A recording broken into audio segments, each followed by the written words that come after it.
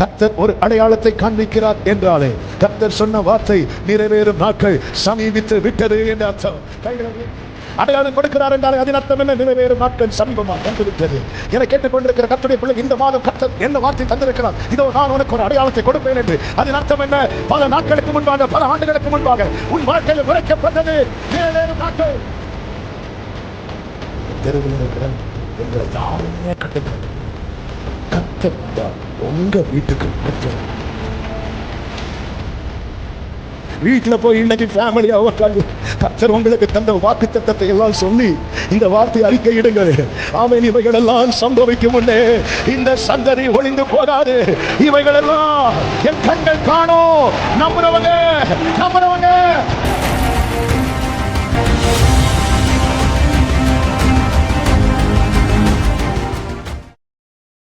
ஆமென். கைகளை உயர்த்தி ஹல்லேலூயா. ஏசாயா தீர்க்கதரிசனம் புஸ்தகம் 7வது அதிகாரம். ஏசாயா 7வது அதிகாரத்தின் 14வது வசனத்தை வாசிக்க கேட்கலாம். ஆதலால் ஆண்டவர் தாமே உங்களுக்கு ஒரு அடையாளத்தை கொடுப்பார். கைகளை உயர்த்தி ஒரு விசை கூட ஹல்லேலூயா. இந்த மாதம் கர்த்தர் கிருபையாய் நமக்கு தந்த வாக்குத்தத்த வார்த்தை.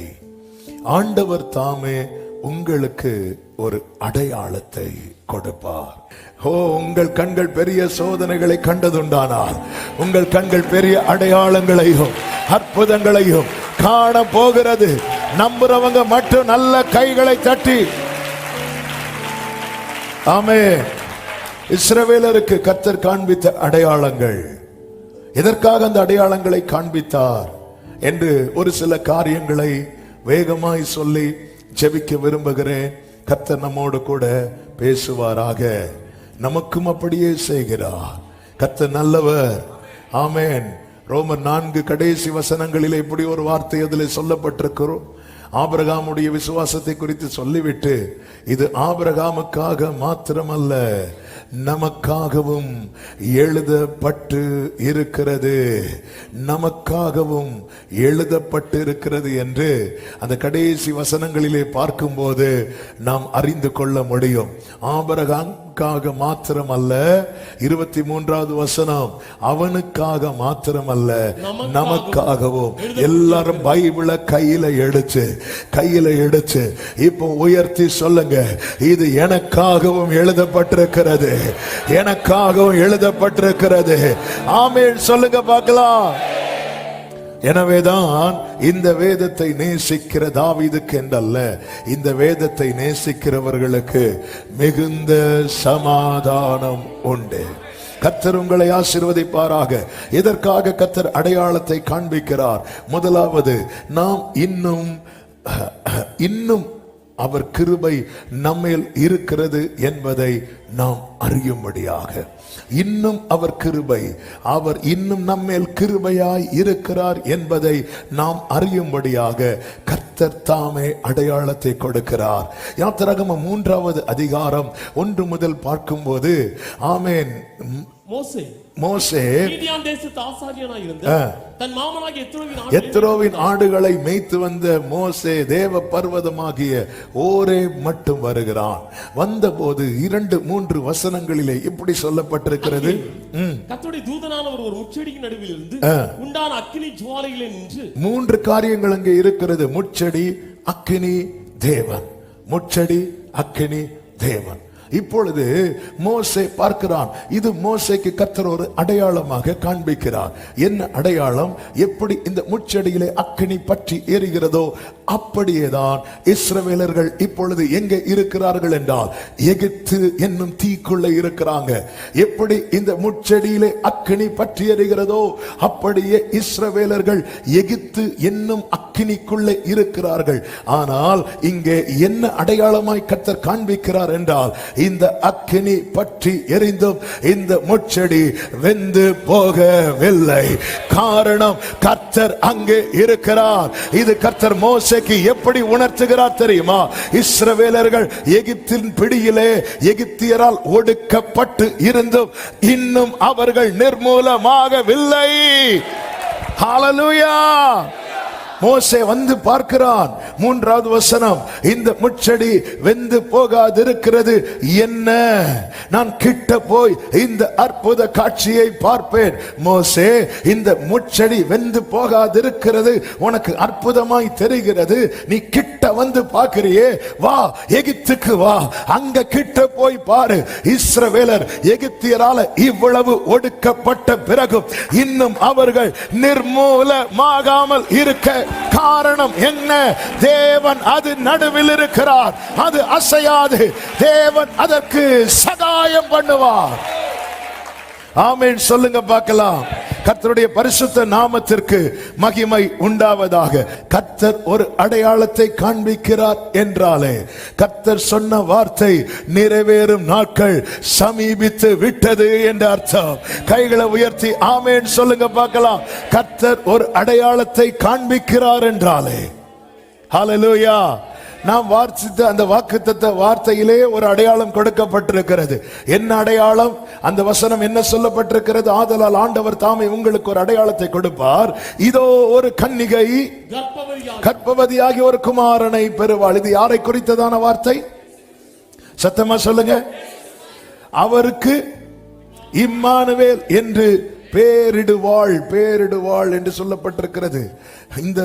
இந்த வார்த்தை அடையாளமாய் கொடுக்கப்பட்டாலும் இந்த தீர்க்க தரிசன வார்த்தை, இந்த வார்த்தை உரைக்கப்படுவதற்கு ஆமென் 3000-4000 ஆண்டுகளுக்கு முன்பதாக, 3000க்கு மேல ஆண்டுகளுக்கு முன்பதாக, ஆமென். அதாவது இந்த பூமியிலே தேவன் மனிதனை சிருஷ்டித்த அந்த ஆரம்பத்திலே ஒரு தீர்க்க தரிசன வார்த்தையை கர்த்தர் சொன்னார். சர்ப்பத்தை பார்த்து, உன் வித்துக்கும் ஸ்திரீயின் வித்துக்கும், ஸ்திரீயின் வித்துக்கும், ஆமென், ஹல்லேலூயா. ஸ்திரீயின் வித்து என்று சொல்லும் போதே அங்கே தெளிவாய் தெரிகிறது, புருஷனை சேராதவள், புருஷனை சேராதவள்.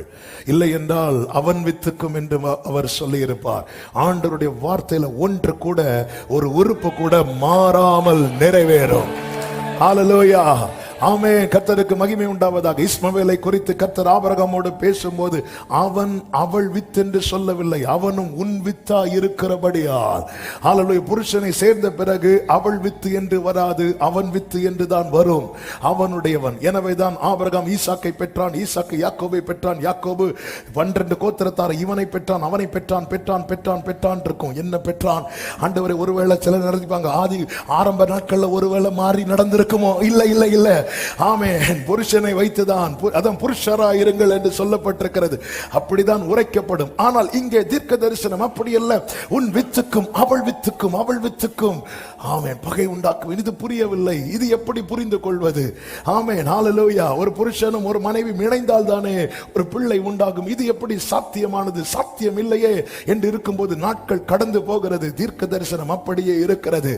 ஆமென். இப்பொழுது அந்த தீர்க்க தரிசனம் நிறைவேறுவதற்கு சில 100 ஆண்டுகளுக்கு முன்பதாக, பல 1000 ஆண்டுகளுக்கு முன்பதாக உரைக்கப்பட்டது. நிறைவேறுவதற்கு சில 100 ஆண்டுகளுக்கு முன்பாக வரும்போது இப்பொழுது கர்த்தர் அடையாளத்தை கொடுக்கிறார். அந்த அடையாளம் தான் என்ன? இதோ ஒரு கன்னிகை கர்ப்பவதியாகி ஒரு குமாரனை பெறுவார். அடையாளம் கொடுக்கிறார் என்றாலே அதன் அர்த்தம் என்ன? நிறைவேறும் நாட்கள் சமீபமாய் வந்துவிட்டது. என கேட்டுக்கொண்டிருக்கிற கர்த்தருடைய பிள்ளை, இந்த மாதம் கர்த்தர் என்ன வார்த்தை தந்திருக்கிறார்? இதோ நான் உனக்கு ஒரு அடையாளத்தை கொடுப்பேன் என்று. அதன் அர்த்தம் என்ன? பல நாட்களுக்கு முன்பாக, பல ஆண்டுகளுக்கு முன்பாக உன் வாழ்க்கையில் உரைக்கப்பட்டது நிறைவேறும் நாட்கள். ஹல்லேலூயா, ஆமென் சொல்லுங்க பார்க்கலாம். எத்தனை பேர் நம்புறீங்க? உடன்படிக்கையின் தேவன் உண்மையில் ரேமாம் ராச்சனலரே,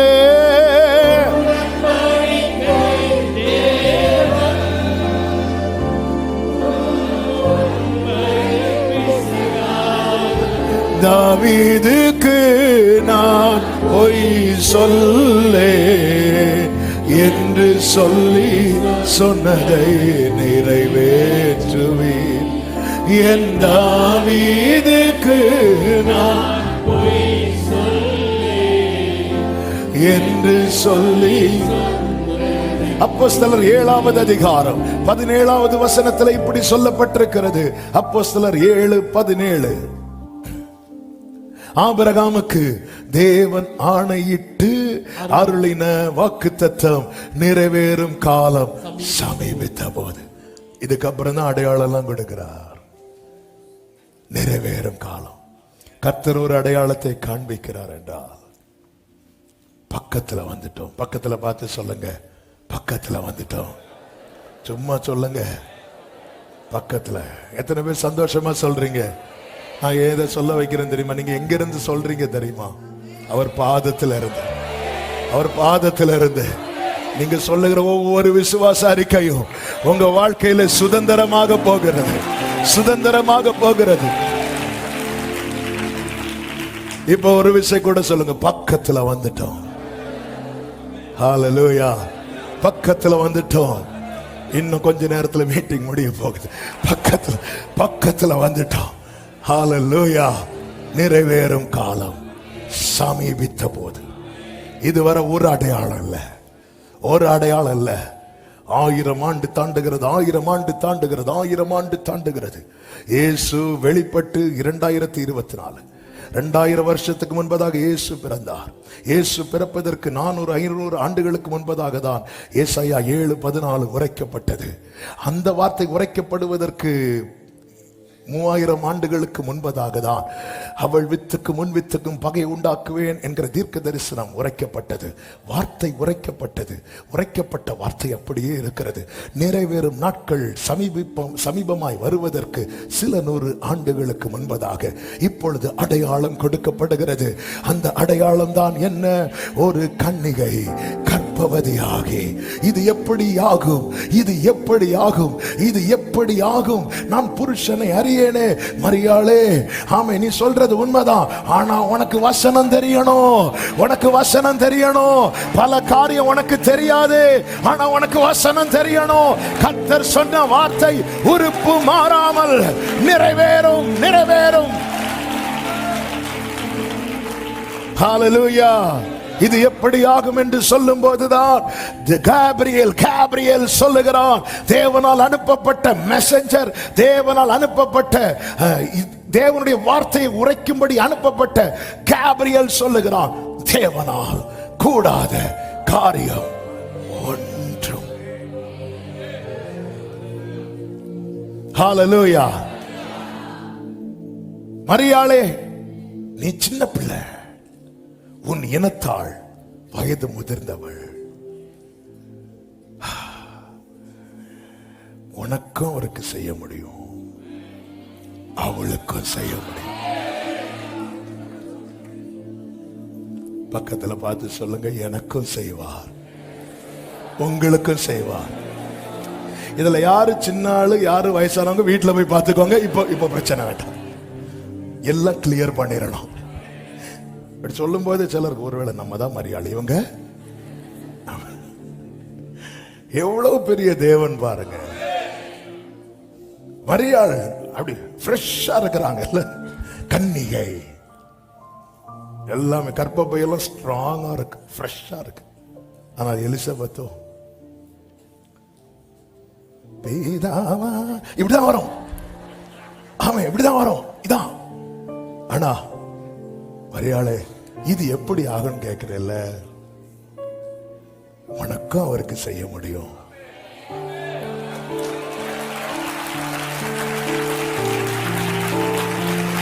என் தேவன் பெரியவர், சர்வ வல்லவர் சொல்றவங்க நல்ல கைகளை சாட்டி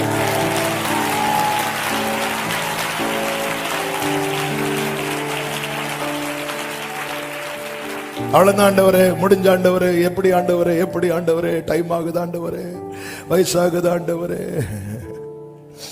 கர்த்தரால் கூடாத காரியம் சமீபிக்கிறது. ஆண்டவர் கடைசி நாட்களில் நடக்கும் காரியங்களை எல்லாம் சீஷர்களுக்கு சொல்லும் போது அதுல ஒரு சில வார்த்தைகளை சொல்லுவார். அந்த வார்த்தைகளை மட்டும் சொல்லுகிறேன். மத்தேயு 24வது அதிகாரம் 32, 33, 34 வசனங்களிலே கர்த்தர் சொல்லுகிறார், அத்தி மரத்தினால் ஒரு உவமையை கற்றுக்கொள்ளுங்கள். அதிலே இளங்கிளை தோன்றி துளிர்விடும் போது வசந்த காலம் சமீபமாயிற்று என்று அறிவீர்களே. அடுத்த வசனம், அப்படியே இவைகளை எல்லாம் நீங்கள் காணும் போது அவர் சமீபமாய் வாசல் அருகே வந்திருக்கிறார் என்று அறியுங்கள். சமீபமாய். எல்லாரும் சொல்லுங்க, வாசல் அருகே. ஆமென். ஹalleluya. இனி அடுத்த வசனத்திலே சொல்லப்பட்டிருக்கிறது, ஆமென், இவைகளெல்லாம் சம்பவிக்கும் முன்னே இந்த சந்ததி ஒளிந்து போகாதென்று நல்ல கைகளை தட்டி ஷாகா மாமா ஷேரா மாமா.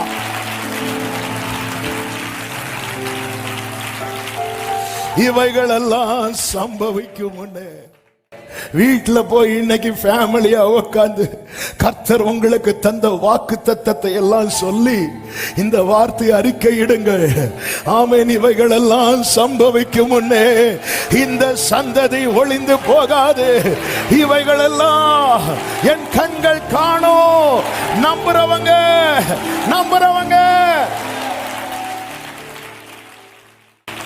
ஆமென் சொல்லுங்க பார்க்கலாம். இப்படி சொல்லிட்டு தான் அடுத்து அடிக்கிறார் பாருங்க. 35வது வசனம்.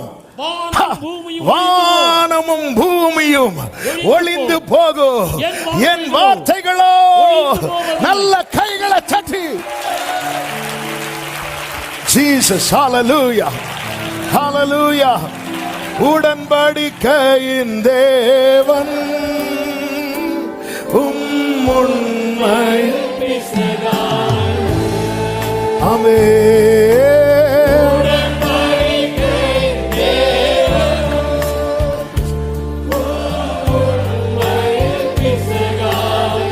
தாவீதுக்கு நான் போய் சொல்லேன், தாவீதுக்கு நான் என்று சொல்லி சொன்னதை நிறைவேற்றுவேன். என் தாவீதுக்கு என்று சொல்லி. கைகளை உயர்த்தி கண்களை ஏறெடுத்து மறவாமல். அப்பா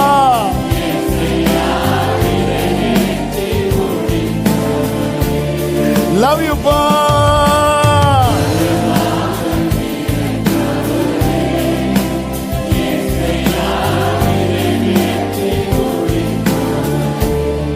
ஹalleluya, ஹalleluya, ஹalleluya.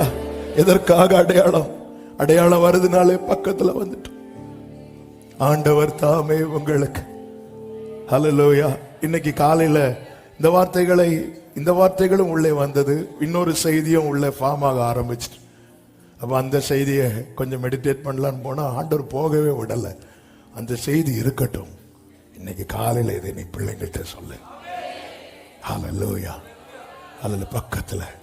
அதனாலதான் கொஞ்சம் டிலே ஆனதுனால இப்போ அடையாளம் கூட கேட்க மனசுல ஆகாசை போல நான் கேட்க மாட்டேன். ஆண்டவர் தாமே இவைகள் சம்பவிக்கும் முன்னே இந்த சந்ததி ஒளிந்து போகாதென்று மெய்யாகவே உங்களுக்கு சொல்லுகிறேன். இந்த வானம் கூட ஒளிந்து போகும், வார்த்தையுடையவன் நிற்பான். இந்த பூமி கூட ஒளிந்து போகும், வார்த்தையுடையவன் நிற்பான். எத்தனை பேர் நம்புறீங்க? என் கண்களால் அதை காணும்படி செய்வார்னு சொல்றவங்க. மூன்றாவது, இதற்காக அடையாளத்தை கொடுக்கிறார் தெரியுமா? அவர் சொன்னதை நாம நம்பணும். ஏன் நம்பணும்? ஏசாயா 7வது அதிகாரம் 9வது வசனத்தில் இப்படி சொல்லப்பட்டிருக்கிறது. எப்ராயிமின் தலை சமாரியா, சமாரியாவின் தலை ரெமலியாவின் மகன். நீங்கள் விசுவாசியாவிட்டால், இந்த வேர்டை கவனிங்க, நீங்கள் விசுவாசியாவிட்டால் நிலை பெற மாட்டீர்கள். நிலை பெற மாட்டீங்க. நான் உனக்கு நிறைய சொல்றேன்பா, ஆனா ஒண்ணு புரிஞ்சுக்கோ, நீ விசுவாசிக்கலன்னா நிக்க மாட்டேன். அப்ப நான் நம்பணும். அதனாலதான் அடுத்த வசனத்திலே கர்த்தர் சொல்லுகிறார், பின்னும் கர்த்தர் ஆகாசை நோக்கி. அவர் நீ விசுவாசியாவிட்டால் நிலை பெற மாட்டீர்கள் சொல்லிட்டு போக வேண்டியதானே? இல்ல, அதன் அர்த்தம் என்ன? நான் நிக்கணும்னு அவர் விரும்புகிறார். ஹல்லேலூயா, ஹல்லேலூயா. கர்த்தர் நல்லவர். நம்ம நிக்கணும், நம்ம சுதந்திரிக்கணும். நம்ம நிர்மூலமாயிடக்கூடாது. இதை கர்த்தர் விரும்புகிறார். எனவேதான் அடையாளங்கள். பாருங்கள், மோசேக்கு கர்த்தர் அடையாளங்கள் மேல் அடையாளங்களை கொடுக்கிறார். எதற்காக? யாத்திராகமம் 4:5 சொல்லப்பட்டிருக்கிறது, ஆபிரகாமின் தேவனும் ஈசாக்கின் தேவனும் யாக்கோபின் தேவனுமாயிருக்கிற தங்கள் பிதாக்களுடைய தேவனாகிய கர்த்தர் உனக்கு தரிசனமானதை அவர்கள் நம்புவதற்கு இதுவே அடையாளம். 8வது வசனத்தை வாசியுங்கள். அப்பொழுது அவர் முந்தின அடையாளத்தை அவர்கள் கண்டு நம்பாமல் போனாலும் பிந்தின அடையாளத்தை கண்டு அடுத்த அடையாளம் கொடுக்கிறார். எதற்காக? நம்பணும். 9வது வசனத்தை வாசிங்க. இவ்விரண்டு அடையாளங்களை அவர்கள் நம்பாமல் வாக்குக்கு செவி கொடாமல் இருப்பார்களானால் அப்பொழுது நதியின் தண்ணீரை மொண்டு நிலத்தில் ஊற்றுவாயாக, நதியில் மொண்ட தண்ணீர் வெட்டாந்தரையிலே இரத்தமாகும் என்றார். அப்பொழுது மோசே கர்த்தரை நோக்கி, ஆண்டவரே, அடுத்த அடையாளங்களை காண்பிக்கிறது எதற்கு தெரியுமா? ஒரு புறம் இஸ்ரவேலரை வாதிப்பதாக இருந்தாலும், இன்னொரு புறம் எகிப்தியரை வாதிப்பதாக இருந்தாலும், இன்னொரு புறம் இஸ்ரவேலை நம்பணும். இஸ்ரவேலே, கர்த்தரை நம்பு, அவரே உனக்கு துணையும் கேடகமா இருக்கிறார். நீ நம்பலன்னா நிக்க முடியாது, நீ நிலை பெற மாட்ட. விசுவாசிக்கிறவன் பதறான். எலிசபெத் மரியாள் இடத்திலே சொல்லும் ஒரு வார்த்தை உண்டு, விசுவாசித்தவளே பாக்கியவதி. அடுத்த வார்த்தை என்ன தெரியுமா? கர்த்தரால் அவளுக்கு சொல்லப்பட்டவைகள். அந்த வசனம் எடுத்தீங்களா? லூக்கா 1வது அதிகாரம் ரைட் சைடு மேல இருந்து வாசிங்க. விசுவாசித்தவளே பாக்கியவதி. கர்த்தராலே அவளுக்கு சொல்லப்பட்டவைகள். ரெஃபரன்ஸ் சொல்லுங்க. ரெஃபரன்ஸ் 45. கர்த்தரால் அவளுக்கு, யாருக்கு? விசுவாசித்தவளுக்கு சொல்லப்பட்டவைகள் நிறைவேறும். இதை இன்னும் சரியாய் புரியும்படி சொல்லணும்னா, கர்த்தரால் எனக்கு சொல்லப்பட்டவைகள் நிறைவேறும் என்று யார் விசுவாசிக்கிறார்களோ அவர்கள் தான் பாக்கியவான்கள். ஆமென். கர்த்தரால். எனவேதான் நீங்க விசுவாசியா விட்டால் எதற்காக ஒவ்வொரு அடையாளத்தை காண்பிக்கிறார்? மேய்ப்பர்கள் மந்தையை இரவிலே காத்து கொண்டிருந்த போது கர்த்தருடைய தூதன் தோன்றி, பயப்படாதிருங்கள், இதோ மிகுந்த சந்தோஷத்தை உண்டாக்கும் நற்செய்தியை உங்களுக்கு அறிவிக்கிறேன். கர்த்தராகிய கிறிஸ்து என்னும் இரட்சகர் உங்களுக்கு தாவீதின் ஊரிலே பிறந்திருக்கிறார் அப்படி சொல்லிட்டு அடுத்த வார்த்தை, பிள்ளையை துணிகளிலே சுற்றி முன்னணையில் கிடத்திருக்க காண்பீர்கள், இதுவே உங்களுக்கு அடையாளம். அப்படியே வந்து பார்க்கிறாங்க முன்னணையில. அந்த அடையாளத்தை மேய்ப்பர்களுக்கு கொடுப்பதற்காக சத்திரத்தில் இடமில்லாமல் போனது. சில இடத்துல உங்களுக்கு சீட்டு கிடைக்காது, இடம் இருக்காது, அதுல கர்த்தருடைய திட்டம் இருக்கிறது என்று அர்த்தம். சில இடத்துல உங்க காரியம் நீங்க நினைச்சது மாதிரி நடக்க. எத்தனை வீட்டு கதவு போய் தட்டி இருப்பாங்க. தேவனுடைய திட்டம் என்பது ஏற்கனவே தீர்மானிக்கப்பட்டது, நமக்கு தெரியாது. ஏன் முன்னணை, ஏன் கழுதை? மாட்டு முன்னணை, ஏன் கழுதை? அதான் பைபிள். நல்ல கவனிங்க.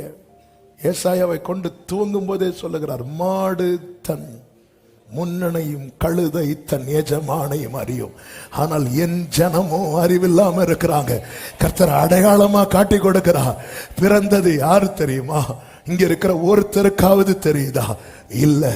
ஆனா அவருக்கு எங்க இடம் இருக்கு பாரு, முன்னணையில இடம் இருக்கு. அவர் எதுல பயணிக்கிறார் பார், கழுதையில பயணிக்கிறார். மாடு தன் முன்னணை அறியும். இதுல ஒரு நாள் அவர் வந்து இருக்க போகிறார். என் எஜமான் வரப்போகிறார். கழுதை தன் எஜமானை அறியும். நான் ஒரு காலம் ஏறிராத கழுதையா இருந்தாலும் என்னை என் எஜமான் பயன்படுத்துவார். ஆனால் என் ஜனமோ அறிவில்லாமலும் உணர்வில்லாமலும் இருக்கிறார்கள். எத்தனை முறை அவர் வந்திருப்பார். இது செய்தி இல்லை, ஆனா இதை சொன்னதுனால டச் பண்றேன். இதெல்லாம் அடையாளம். அதுக்கு தெரியுது, உனக்கு தெரியல. அதுக்கு தெரியுது. ஒருவரும் ஒரு காலம் ஏறிராத கழுதை ஃபர்ஸ்ட் டைம் ஒருத்தரை மேல ஏத்துது. எவ்வளவு பிரச்சனை பண்ணும். பழக்கப்பட்டாதான் அதுக்கு மேல ஏறி பயணிக்க முடியும். ஒரு குதிரையை எவ்வளவு ட்ரெயின் பண்ணுவாங்க தெரியுமா? ஒரு கழுதை எவ்வளவு ட்ரெயின் பண்ணுவாங்க தெரியுமா? ஒரு ஒட்டகத்தை எவ்வளவு ட்ரெயின் பண்ணுவாங்க தெரியுமா? நீங்க ஒரு குதிரையை பார்த்ததும் அப்படியே கனவுல பயங்கரமா ஓட்டுறது மாதிரி கிட்ட போங்க, அது வேற ஒண்ணும் செய்யாது. அந்த பின்னாடி இருக்கிற கால் இப்படி ஒரு தூக்கும். நீங்கள் பறந்து செல்வீர்கள். அவன் ஒருவரும் ஒரு காலும் ஏறிராது. அப்படிதான் இருக்கு பைபிள்ல. அவன் இயேசுவை கொண்டு வந்து ஏத்துனா அது எவ்வளவு டிஸ்டர்பன்ஸா இருந்திருக்கும். அது அமைதியா இருக்கு. கழுதை தன் எஜமானை அறியும்.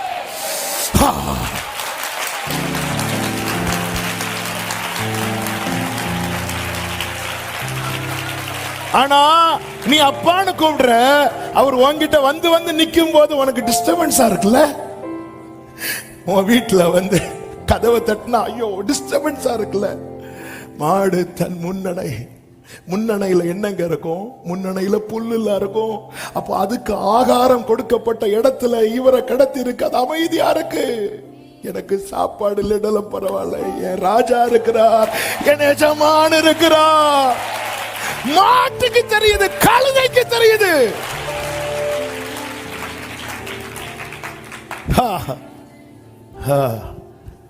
மாடு தன் முன்னணை, கழுதை தன் எஜமான். இது பேசணும்னு நினைக்கல, அவையானவர் பேச வைக்கிறார். இதான் அடையாளம். ஜனம் மட்டும் அறிந்திருந்தா அவர் எங்க பிறந்திருப்பார்? தூதர்கள் சூழ்ந்து ஆராதிக்கிற 10,000 சிறதான என் ஜனத்துக்கு என்ன தெரியாதுப்பா. என் ஜனம் மட்டும் என்ன அறிந்திருந்தா தாவீதின் குமாரன் என்று அவர் பிறப்பிலேயே கொண்டாடி இருப்பார்களே. இல்ல, தெரியாது. என் ஜனம் அறியவில்லை. எதுக்காண்டவர் இந்த அடையாளம்? நீ நம்பணும். நான் ஏன் ஆண்டவரை நம்பணும்?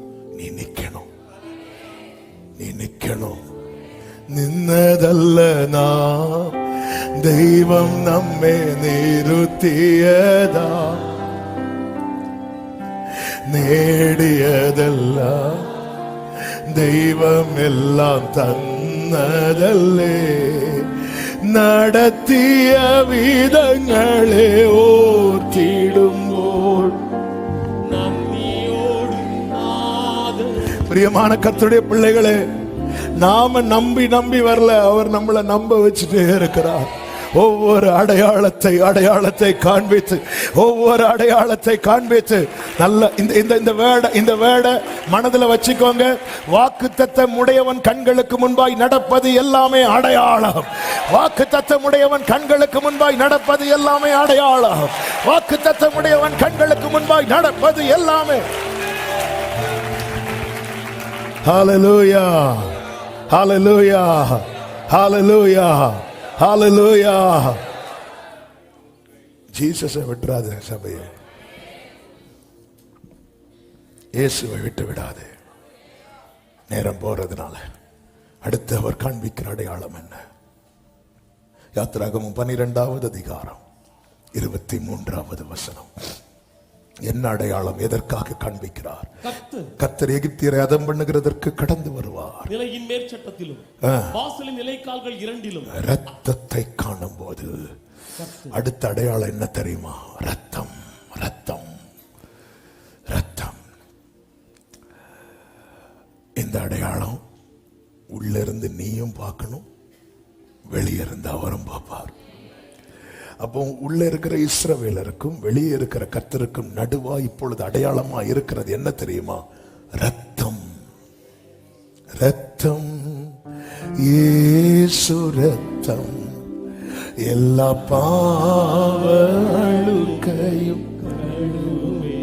இந்த ரத்தம் அடையாளம். இந்த அடையாளம் எகிப்தில் இருந்த இஸ்ரவேலர் வீட்டுகளிலே போடப்பட்டது. இயேசுவின் ரத்தம் எல்லாருக்காக சிந்தப்பட்டது உண்மைதான்.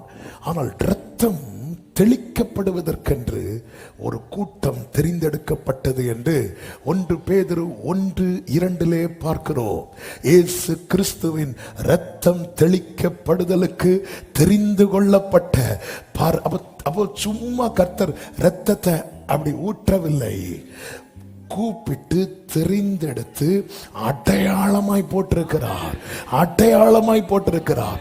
அதுவும் அந்த வார்த்தையை நீங்கள் படித்தீர்களே ஆனால் யாத்ராகமம் 12:23 ஆமென் ஆமென், அந்த இரத்தத்தை காணும் போது கர்த்தர் சங்காரக்காரன், டெஸ்ட்ராய் பண்றவன், அழிக்கிறவன், சங்காரக்காரன் உங்கள் வீடுகளில் உங்களை அதம் பண்ணுகிறதற்கு வரவொட்டாமல் வாசற்படியை விலகி கடந்து போவார்.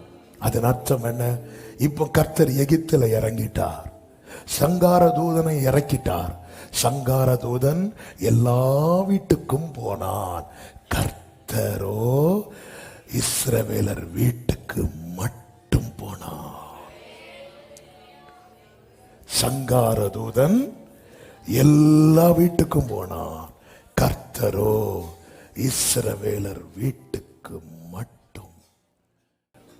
உங்க தெருவில் இருக்கிற உங்களை யாருமே கண்டுக்காம இருக்கலாம், ஆனா கர்த்தர் வந்தா உங்க வீட்டுக்கு மட்டும்.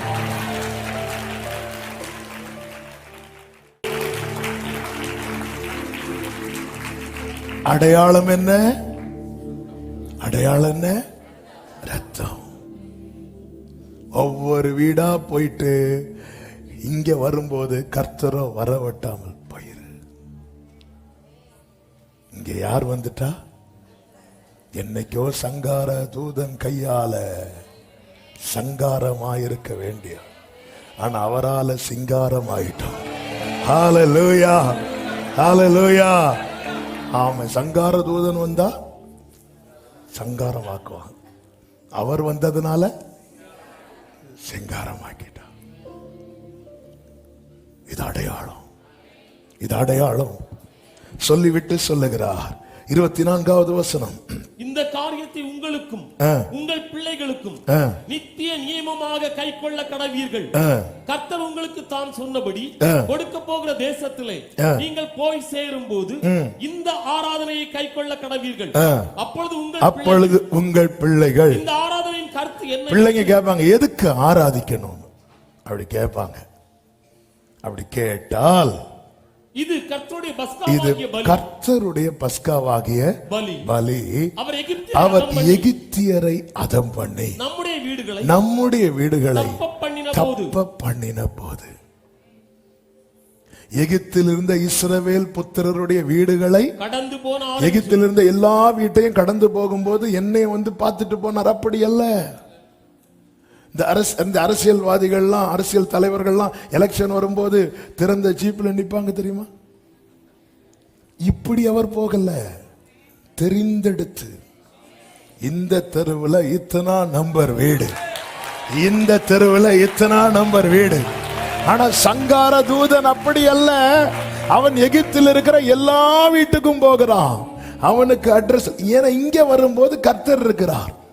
இந்த கேரளுக்கு பிரிச்சு விட்டது போல இங்க வந்தா நான் பாத்துக்கிறேன், நீ கிளம்பு. இல்லாண்டவர் இப்ப நீங்க கிளம்புங்கிறீங்க, அங்க வந்து சொல்லுவீங்க அந்த வீட்டுக்கு போனியான்னு. காரணம், நீர் நீதி உள்ளவர். எஸ்பா, முதற் பலன் அடிக்கப்படணும், அடிக்கப்பட்டாகிவிட்டது. அதன் அடையாளம் தான் இந்த ரத்தம். இந்த ஆராதனையின் கருத்து என்ன? இந்த ஆராதனையின் கருத்து இன்றைக்கு நாம் வந்து ஆராதிப்பதனுடைய அர்த்தம் என்ன? பலியானார், தப்புவிக்கப்பட்டோம். பலியானார், தப்புவிக்கப்பட்டோம். ஹல்லேலூயா, ஹல்லேலூயா. இது பேச ஆரம்பித்தா பேசிட்டே இருக்கலாம். இது ஒரு அடையாளம். இன்னும் சொல்றேன், நீங்க உயிரோடு இருக்கிறதே அடையாளம்னு ஆவியானவர் பேசினாரே. நம்ம ஆராதிக்கிறோம்ல, இதுவும் அடையாளம். ஆமென் சொல்லுங்க பார்க்கலாம். ஹல்லேலூயா, ஹல்லேலூயா. உபாகமம் 4:34 கர்த்தர் ஒரு வார்த்தையை சொல்லுவார் மோசேயை கொண்டு. உபாகமம் 4:34, அல்லது உங்கள் தேவனாகிய கர்த்தர் எகிப்திலே உங்கள் கண்களுக்கு முன்பாக உங்களுக்கு செய்தபடி எல்லாம் தேவன் அந்நிய ஜாதிகளின் நடுவில் இருந்து ஒரு ஜனத்தை சோதனைகளினாலும் அடையாளங்களினாலும் அற்புதங்களினாலும் யுத்தத்தினாலும் வல்லமையுள்ள கரத்தினாலும் ஓங்கிய புயத்தினாலும் மகா பயங்கரமான செயல்களினாலும் தமக்கென்று தெரிந்து கொள்ள வகை பண்ணினது உண்டோ என்று நீ விசாரித்துப்பார். சிம்பிளா ஒரே லைன்ல சொல்ற, நீ போய் கேளு. உனக்கு செஞ்சது போல யாருக்காவது செஞ்சிருக்கிறாங்களா? நீ போய் கேளு. உன்னை காப்பாத்தினது போல, உன்னை தப்பு வைத்தது போல, உன்னை மீட்டது போல கர்த்தர் எல்லாம் உங்களை ரட்சித்து மீட்டு காப்பாற்றி தப்பு வைத்து கொண்டு வந்திருக்கிறார். ஆனா நான் என்ன கேட்டா சொல்ல, என்ன காப்பாத்துறது போல யாரையும் காப்பாத்திருக்க மாட்டார். இப்படிதான் ஒவ்வொருத்தருடைய சாட்சி. நீ போய் விசாரித்து பாருங்கிறார். நீ போய் கேளு. இப்படி ஒரு சிச்சுவேஷன் உனக்கு இருந்துச்சு, அதுல இருந்து எப்படி நீ எஸ்கேப் ஆனது, எப்படி தாங்குன? நீ தாங்கினது போல வேற யாரையாவது தாங்கினாங்களான்னு போய் கேளு. இல்ல, நீ ஃபேஸ் பண்ணது எப்படி? நீ போய் விசாரித்து பாரு. இதே சிச்சுவேஷன்ல இருக்கிற யார்கிட்டயா போய் விசாரிச்சு பாரு. எத்தனை பேர் ஃபேஸ் பண்ண முடியாம தங்களை முடித்து கொண்டார்கள். நீ போய் விசாரித்து பாரு, போய் கேளு. இக்கரைக்கு அக்கறை பச்சை போல தெரிகிறது அல்லவா? அவங்கள்ட்ட போய் பாரு, கேளு. அவங்க ஒரு பிரச்சனை ஹேண்டில் பண்ண முடியாம ஸ்ட்ரகிள் பண்ணிட்டு இருப்பாங்க. நீ படுக்கிறதே முள்ளுல. நீ போய் விசாரித்து பார். உனக்கு செஞ்சது போல நான் யாருக்காவது செஞ்சிருக்கிறேனா? உலக ஆசீர்வாதங்களை வைத்து அவருடைய கிருபையை அளவிடாதிருங்கள். கர்த்தர் உங்களுக்கு செய்ததை பாருங்கள். நீதியும் ஞானமும் ருசித்தவர்கள் மட்டும் கைகளை உயர்த்தி கண்களை ஏறெடுத்து இயேசு நீதியும் ஞானமும் இயேசுவே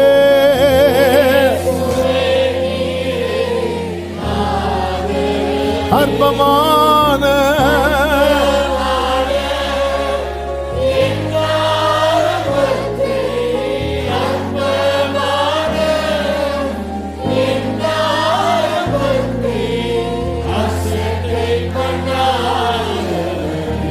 அன்பால் எல்லாம் தந்திரே, தயவால் பெற்றே, தயவால் பெற்றே தகப்பனே.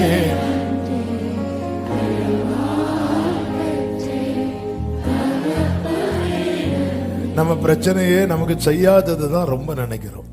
இல்ல, நீ செஞ்சதை பார். ஒரு சந்ததி ஆண்டவரை சேவிக்கும். அது தலைமுறை தலைமுறையாய் ஆண்டவருடைய சந்ததி. அந்த சந்ததி என்ன சொல்ல தெரியுமா? அவருடைய நீதியை சொல்லிட்டே இருப்பான். அவர் செய்ததை சொல்லிட்டே இருப்பான். அவர் செய்ததை நீ போய் விசாரித்து பார். நீங்க ஒரு பெரிய பிரச்சனையை சந்திச்சீங்கல்ல, அதே பிரச்சனையை சந்திச்ச 4 ஃபேமிலியை போய் பாருங்க. உனக்கு செஞ்சது போல அவர்களுக்கு செய்தது உண்டா என்று கேளு. அப்போ தெரியும் உனக்கு என் வேல்யூ அப்படிங்கிறார்.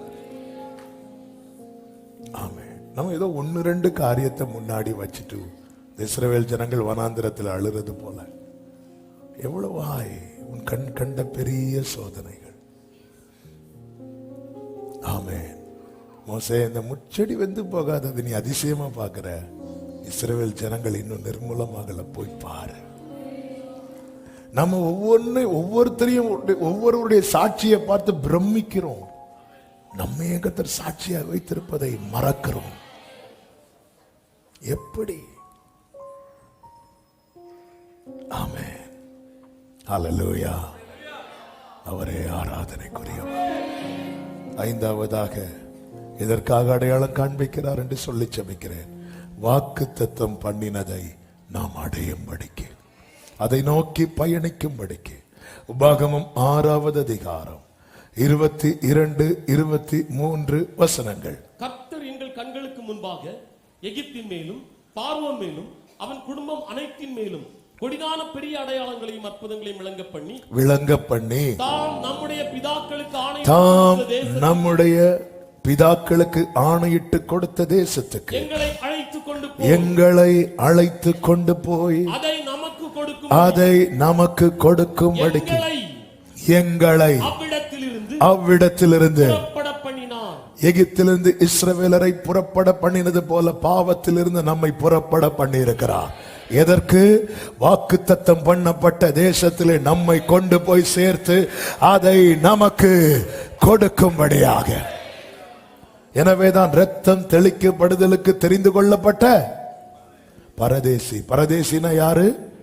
ஸ்ட்ரேஞ்சர், ஃபாரினர், அவன் பயணிக்கிறவன். யாக்கோபு கையிலே கோல் வைத்திருந்தான். அந்த கோலை பொதுவாகவே கோல் எதற்கெல்லாம் அடையாளமாய் காண்பிக்கப்படும்? ஒன்று மேய்ப்பனுடைய அடையாளமாக, இன்னொன்று தன் கோத்திரத்தின் அடையாளமாக. ஆனால் யாக்கோபு பயன்படுத்தின வார்த்தைகளை வைத்து பார்க்கும்போது யாக்கோபு வைத்த கோல் எதன் அடையாளமாக தெரியுமா? நான் பரதேசி, நான் பரதேசியாய் சஞ்சரித்த நாட்கள் என்று பார்வோன் வயது கேட்கும் போது சொல்லுகிறான். எனவேதான் யாக்கோபை சுற்றிலும் பிள்ளைகளும் பேர பிள்ளைகள் இருந்த போதிலும் கடைசியாக தான் நேசித்த யோசேப்பின் மடியில் தன் தலையை சாய்க்காமல் தன் கோலின் மேல் சாய்ந்து கொண்டு தொழுது கொண்டான். நான் பரதேசி, வெறும் கோலும் கையுமாய் வந்தவன். இன்னைக்கு இத்தனை பரிவாரங்கள் இருந்தாலும் நான் பரதேசி. நான் அந்த வாக்குத்தத்தம் பண்ணப்பட்ட தேசத்தை நோக்கி. எனவேதான் எபிரேயர் 11 சொல்லப்பட்டிருக்கிறது, தூரத்திலே அவைகளை கண்டு நம்பி அவைகளை அணைத்துக் கொண்டு விசுவாசத்திலே தங்களை அந்நியரும் பரதேசியும் என்று அறிக்கையிட்டு மரித்தார்கள். பிரியமான கர்த்தருடைய பிள்ளைகளே, அடையாளமாய் காண்பிக்கப்பட்ட நட்சத்திரத்தை கண்ட சாஸ்திரிகள் புறப்பட்டு வந்தார்கள். பெத்லகேமுக்குள்ளே வந்தபோது அவர்கள் சற்று வழி மாறி அரண்மனைக்குள்ளே போனார்கள். கொஞ்சம் குழம்ப ஆரம்பிச்சிட்டாங்க. அங்கேயும் குழப்பம், எல்லாருக்கும் குழப்பம். நம்ம வழி மாறிட்டோன்னு வைங்களேன், நம்மளால எல்லாருக்கும் குழப்பம்.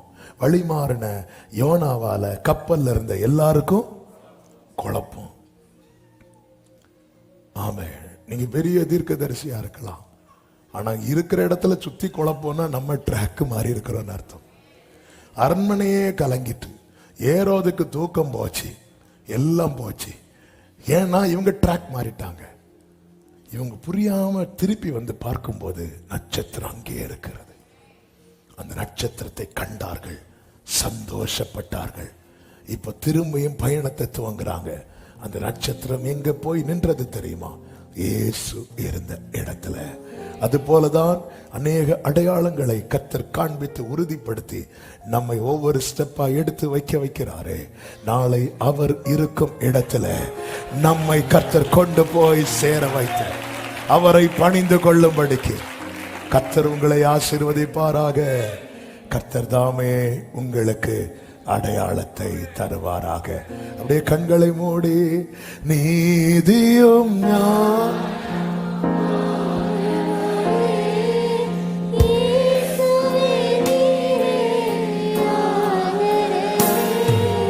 நீதியும் ஞானமும்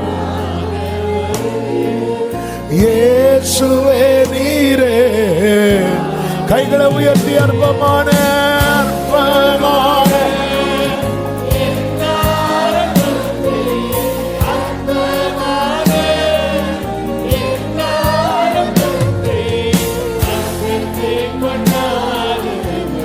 அன்பால் எல்லாம் தந்திரே.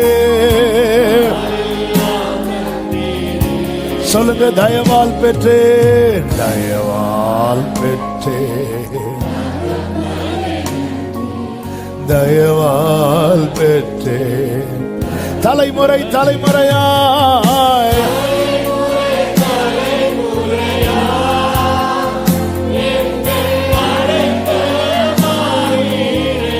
முற்பிதாக்கள் ஆராதித்த சேரமாமலரோ தலைமுறை தலைமுறையா எங்கள் அடைக்கலமானவரே, முற்பிதாக்கள் ஆராதித்த எங்கள் பரிசுத்த தெய்வமே. அப்படியே கைகளை அசைத்து ஹalleluya பாடுவோம். ஹalleluya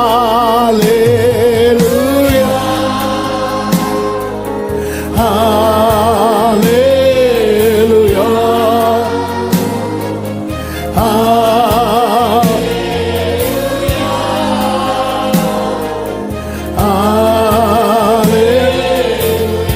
பரிசுத்த பிதாவே, நன்றியோடு துதிக்கிறோம். எங்களையே அடையாளமாய் வைத்திருக்கிறீர்கள். ஸ்தோத்திரம். நாங்கள் நம்பும்படியா, உம்முடையவர்கள் என்பதை உணரும்படியாக ஆண்டவரே வாக்குத்தத்தத்தை சுதந்திரிக்கும்படியாக என்று முன்பாக நீர் காண்பித்துக் கொண்டிருக்கிற எல்லா அடையாளங்களுக்காய் ஸ்தோத்திரம். அடையாளத்தினாலே வசனத்தை உறுதிப்படுத்துகிறவர், பாதையை காண்பித்து நடத்துகிறவர். எங்கள் ஒவ்வொருவரையும் நீரை ஆட்கொண்டு நடத்தும் உம் வல்ல கரங்களில் அர்ப்பணிக்கிறோம். தேவ சமாதான, கிருபை, பாதுகாவல், ஆசீர்வாதம், சந்தோஷம், நிறைவு ஒவ்வொருவரையும் சூழ்ந்து கொள்வதாக. மகிமை, கனம், துதி, ஸ்தோத்திரம் அனைத்தும் ஒருவருக்கு செலுத்துகிறோம். இரட்சகர் இயேசு கிறிஸ்துவின் நாமத்தில் பிதாவே.